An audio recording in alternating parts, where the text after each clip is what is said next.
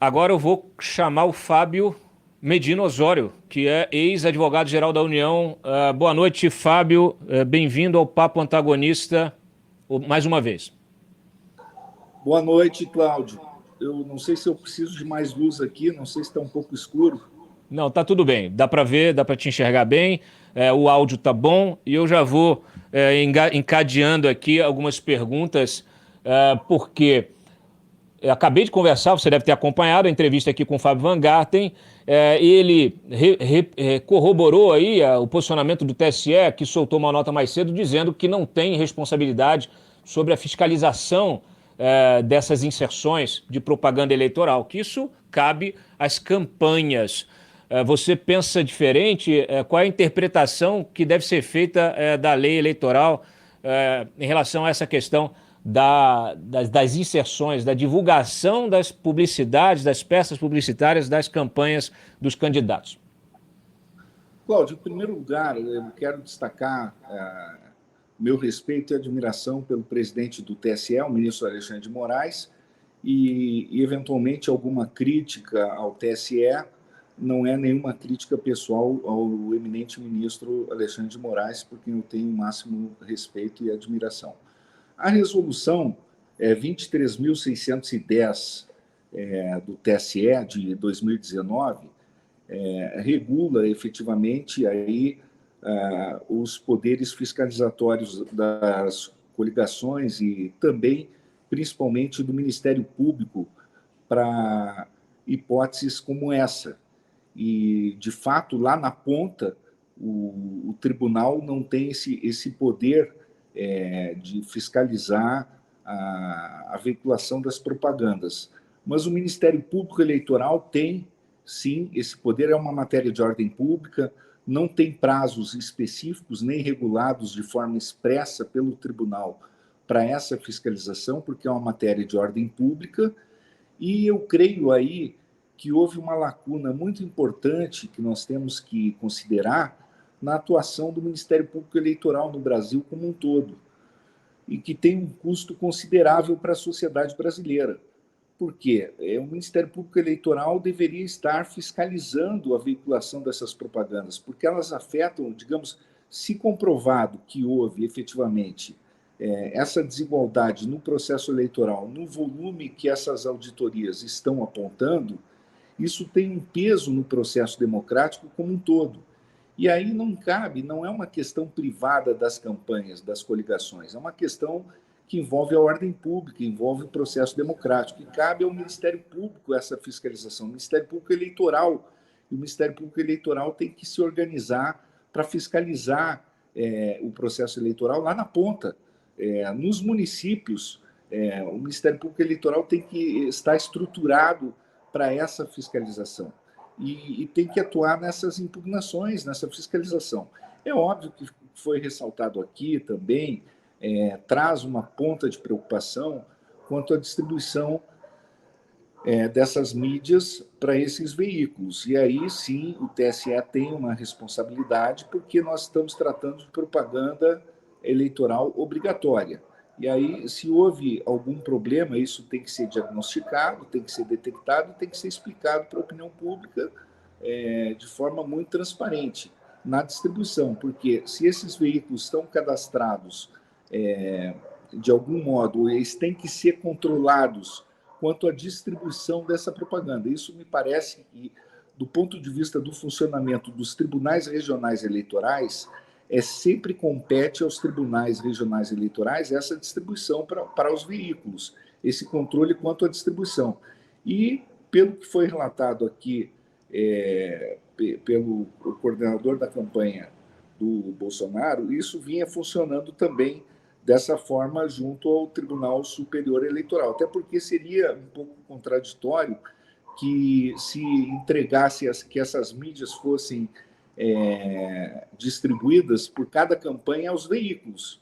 Não me parece que tenha funcionado dessa maneira, ou seja, que as mídias fossem repassadas diretamente pelas campanhas aos veículos, porque essa fiscalização da distribuição realmente seria mais lógico que competisse ao Tribunal Superior Eleitoral o repasse aos veículos, até para controlar efetivamente, porque se trata de propaganda eleitoral obrigatória, esse repasse diretamente aos veículos, a todos os veículos do país, porque essa veiculação é obrigatória. Nós estamos tratando de propaganda eleitoral gratuita, obrigatória, que tem como contrapartida aí a isenção de impostos.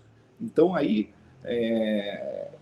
essa distribuição, nós temos que detectar se houve distribuição, se a distribuição foi correta, se ela aconteceu ou não. Esse é o primeiro ponto de reflexão que tem que ser diagnosticado e tem que ser verificado se ocorreu de forma correta.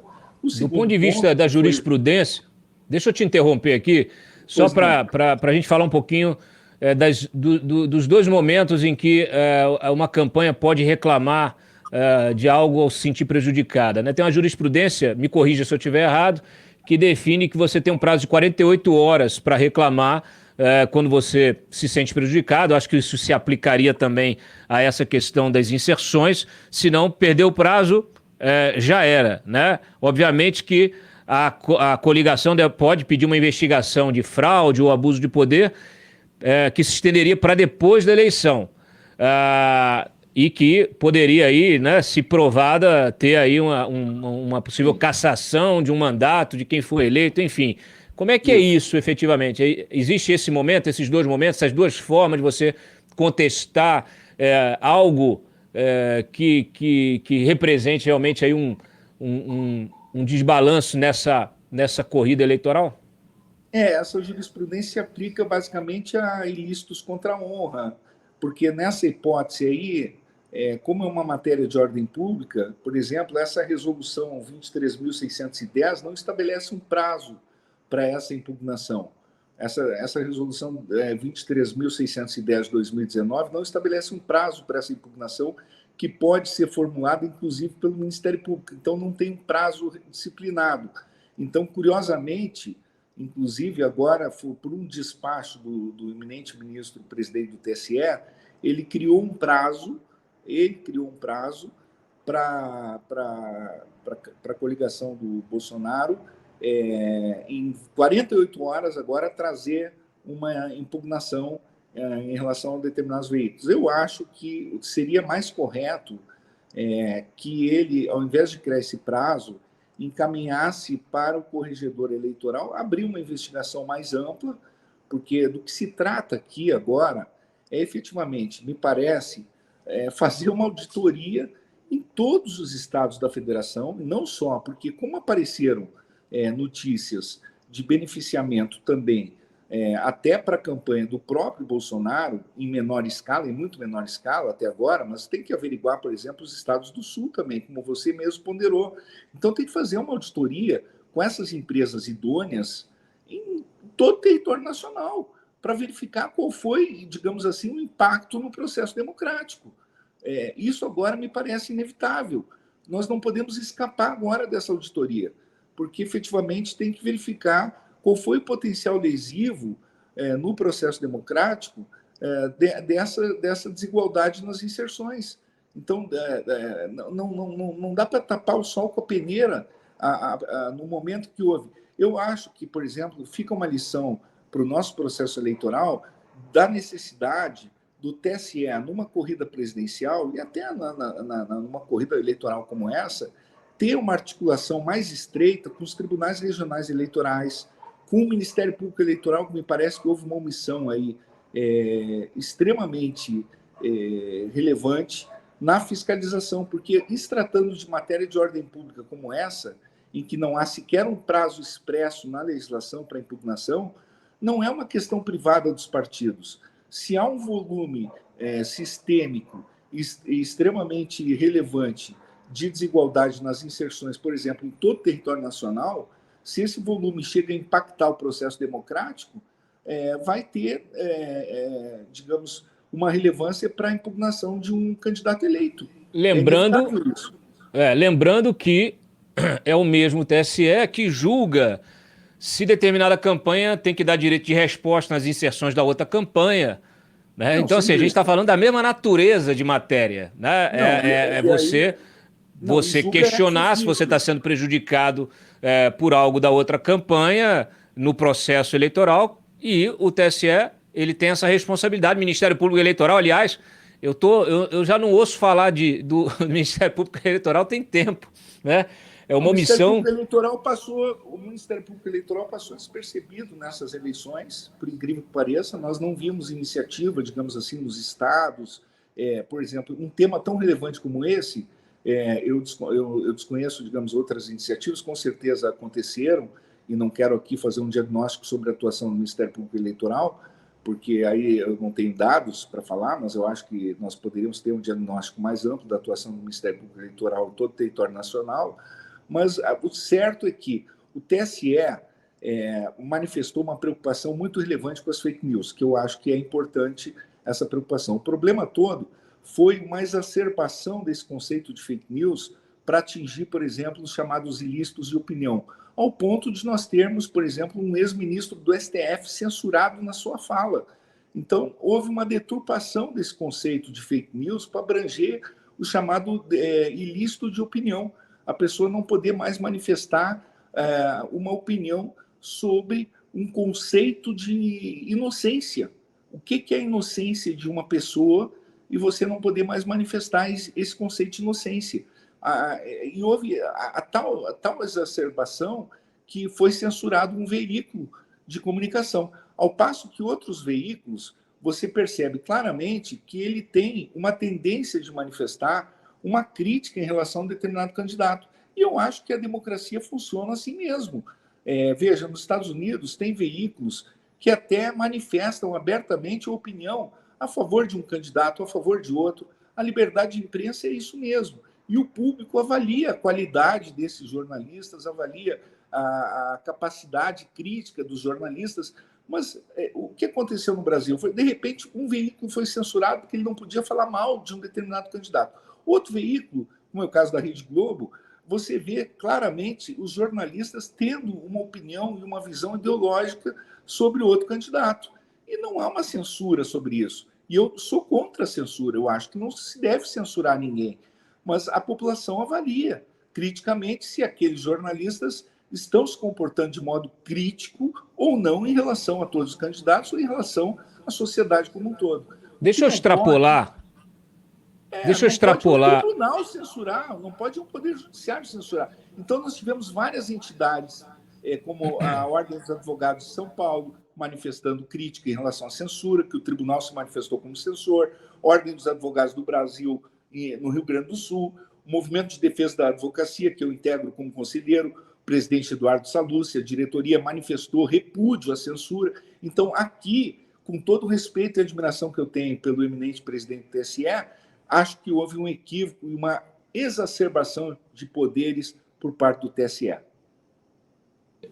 Me surpreendeu muito, primeiro, no caso aqui do episódio, domingo passado, episódio do Roberto Jefferson,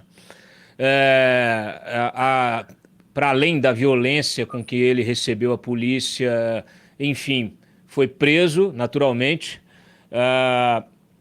Só que aí ontem eu li que a OAB, hein? A OAB, gente. A OAB se manifestando para pedir que o Moraes permita que os advogados do Roberto Jefferson possam acessar o cliente. Eu queria entender, e aí, por favor, faço aqui um apelo para um especialista, um ex-advogado-geral da União, né? Não é qualquer advogado, alguém que conhece a máquina por dentro, que conhece os limites legais. Aonde está escrito que o presidente do Tribunal Superior Eleitoral pode pegar um sujeito que cometeu um crime, né? Metralhou, jogou bomba de efeito moral contra policiais, pegar e determinar que esse sujeito seja preso incomunicável, sem acesso aos advogados?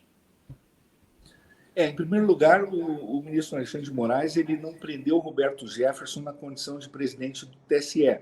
Ele foi na condição de ministro do STF e relator da fake news, do inquérito das fake news.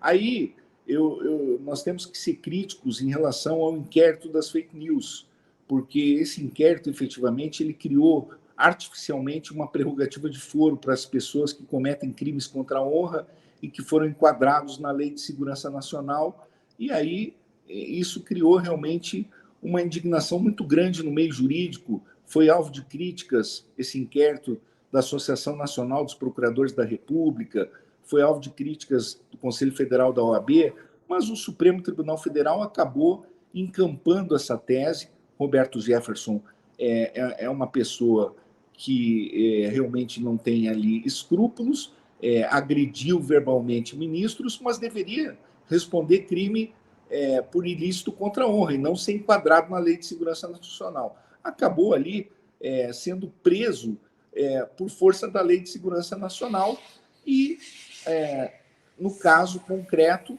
teve o descumprimento da medida cautelar que lhe foi imposta com base nesse inquérito abusivo. O inquérito realmente é abusivo. Há um consenso na comunidade jurídica sobre isso, que o Supremo Tribunal Federal exorbitou dos poderes nesse inquérito. Mas aí, dentro dessa lógica, a revogação da medida cautelar era uma consequência jurídica inevitável diante daquele impropério inominável que ele cometeu contra a honra da ministra Carmen Lúcia, que tem a nossa solidariedade por conta da agressão que sofreu. E aí, a resistência armada realmente foi uma conduta de delinquente que ele cometeu ali e teria que ser preso, até mesmo em flagrante. O problema todo foi na decisão inicial do ministro Alexandre de Moraes, em que ele restringiu o acesso até dos advogados do réu. E aí ensejou a iniciativa do Conselho Federal da OAB pelo seu presidente, Beto Simonetti, mas que proporcionou a reconsideração imediata por parte do ministro Alexandre de Moraes, que reconsiderou e proporcionou o acesso dos advogados. Mas, efetivamente, não precisava ter restringido nem inicialmente esse acesso, porque necessitou a iniciativa do presidente da OAB para manifestar resistência em relação a esse acesso que foi restringido indevidamente ao início pelo ministro Alexandre de Moraes. Deixa eu te extrapolar aqui a tua participação. Você, como um advogado que tem trânsito nos corredores de Brasília, nos corredores dos tribunais superiores, você que atuou como advogado-geral da União, que tem, vamos dizer assim, contato e diálogo com outros, com ministros de tribunais superiores, com outros advogados, com a comunidade jurídica aqui em Brasília. O que se fala? Não tem ninguém para chegar lá e... menos Moraes. Olha, não tem ninguém para... Eu vi tanta gente se unindo aí em prol da democracia, né, soltando manifesto, fazendo protesto de rua, etc. e tal. Como é que isso está... Por que não há nenhum tipo de mobilização? Pedem uma audiência com o Moraes e passam a tentar criar um diálogo? Porque assim, eu estou muito preocupado com o futuro do Brasil. Não é por causa do dia 30, não. É porque assim, a caixa de Pandora está aberta. Você tem um poder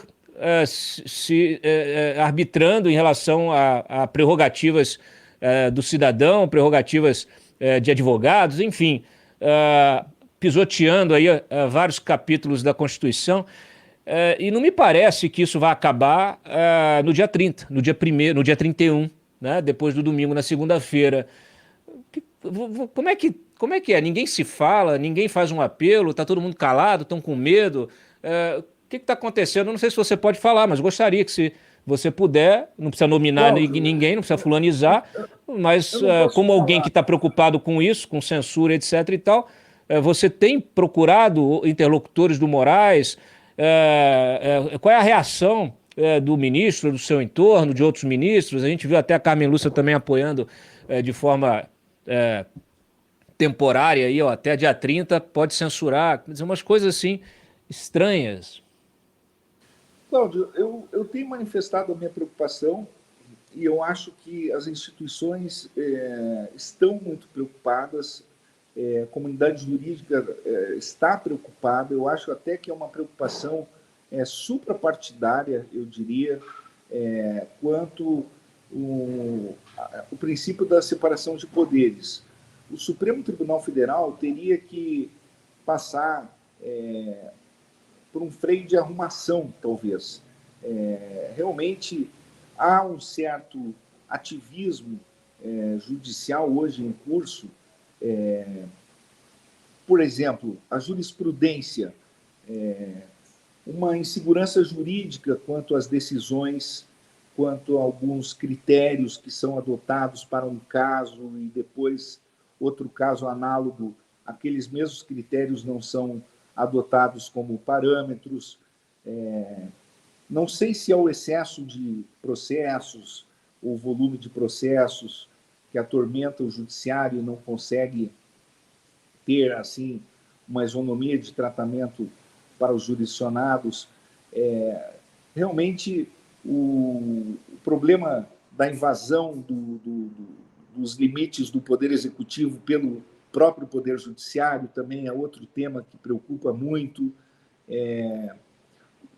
O papel mais protagonista, talvez, do Senado na interlocução e até um papel fiscalizatório que o Senado tem condições de exercer na tripartição dos poderes, eu acho que é um avanço que o Brasil pode adquirir nos próximos anos, independentemente de quem seja eleito até, mas eu acredito que as críticas aos ministros, não essas críticas grosseiras que eu manifesto o meu total repúdio, sempre de forma respeitosa, mas uma crítica construtiva, uma crítica intelectual, uma crítica fundamentada, isso tem que ser melhor absorvido na comunidade jurídica. Muitas vezes, essas críticas não são endereçadas até por uma forma mais servil do comportamento, seja acadêmico, seja de alguma parcela da comunidade jurídica, por questão de interesses privados ou interesses pessoais. Então, nós temos que construir relações menos subalternas entre os poderes e na comunidade jurídica para proporcionar um crescimento das instituições. Eu creio sim nisso. E tem um princípio constitucional que na Espanha se designa como princípio constitucional de interdição à arbitrariedade dos poderes públicos, que aqui é um princípio inerente ao devido processo legal substancial. E que me parece que, às vezes, determinados poderes esquecem desse princípio, mas ele se aplica tanto ao Poder Executivo, quanto ao Legislativo, quanto também ao Poder Judiciário. Nenhum poder pode atuar arbitrariamente sobre outros poderes ou sobre as pessoas. E quando um poder atua arbitrariamente sobre as pessoas manifestam indignação. E essa indignação, muitas vezes, com o próprio Poder Judiciário na sociedade atual, eu acho que decorre, em parte, por conta do arbítrio. Muitas vezes nós temos assistido decisões extremamente arbitrárias. E essa crítica quanto ao arbítrio do poder, ela tem que ser projetada e manifestada de forma transparente, com qualidade, para que as pessoas compreendam que não podem exercer o poder de maneira arbitrária sobre as pessoas, não podem prender alguém de modo arbitrário, não podem desrespeitar a Constituição, não estão acima das leis. Não é porque alguém ocupa uma cadeira num tribunal superior ou no Supremo Tribunal Federal que pode agir arbitrariamente, pode prender alguém arbitrariamente, ou pode privar alguém da sua liberdade de modo arbitrário, pode dar um canetaço. Não é assim. Tem que prestar contas dos seus atos para a sociedade. Tem que prestar contas dos seus atos para a população. Afinal de contas, aquele que é servidor público presta contas dos seus atos para a sociedade. E, às vezes, algumas pessoas esquecem disso porque vestem uma toga preta. E ali se empoderam e se encastelam. E isso é muito ruim, Cláudio. Isso é muito ruim. Porque elas vão perdendo a credibilidade. Não é porque tem poder que a pessoa fica ou pode ficar encastelada no poder. Ela tem que prestar contas dos seus atos. É isso. É o exercício da função pública, demanda muita responsabilidade, uma postura moral, ética e, nesse caso, especialmente um respeito à Constituição, né? Os ministros do Supremo são guardiões da Constituição, não estão acima dela. Fábio Medina Osório, muito obrigado pela sua participação aqui no Papo Antagonista, você que foi advogado-geral da União. O programa permanece aberto para futuras colaborações. agradeço, Cláudio, parabéns aí pelo Antagonista e pela qualidade com que você conduz sempre o Antagonista e os teus programas. Obrigado. Maravilha. Uma boa noite. Boa noite.